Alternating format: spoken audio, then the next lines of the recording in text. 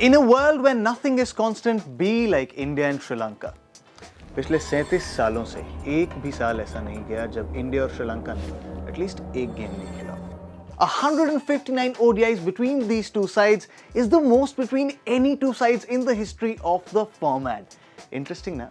अरे अभी तो सिर्फ starters हैं, main course तो मैंने लगाया ही नहीं है अभी तक. Hello and welcome to the stats preview for Sri Lanka versus India White Ball Series. My name is Tanay Tiwari और आइए main course शुरू करते हैं. So how have Sri Lanka done in white ball cricket in recent times? अभी immediate नहीं जीतते हैं, पहले जीतते थे. Since 2017, amongst the 14 sides who've placed 25 plus ODIs, Sri Lanka have the worst win-loss ratio amongst all of those teams. And in the same period, they've lost the most number of ODIs, 54. Do they do better in T20Is?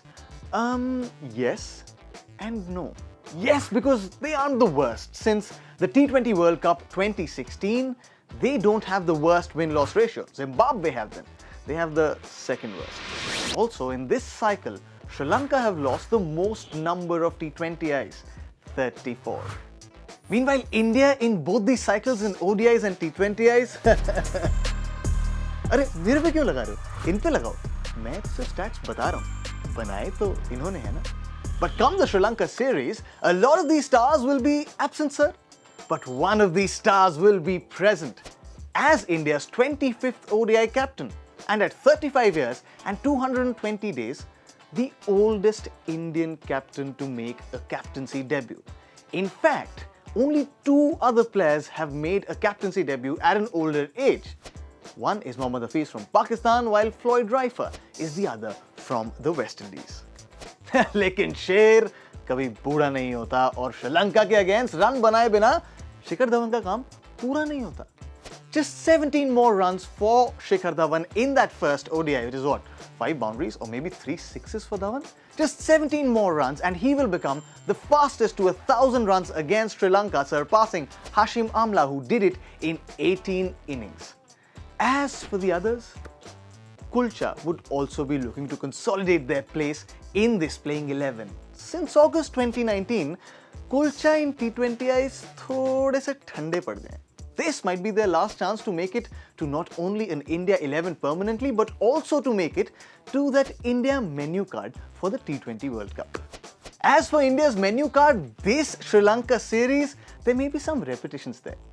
If at all the Chahar brothers and the Pandya brothers make it to the same playing 11, this will be only the second instance in Indian cricket's history where two sets of brothers play for India in the same 11.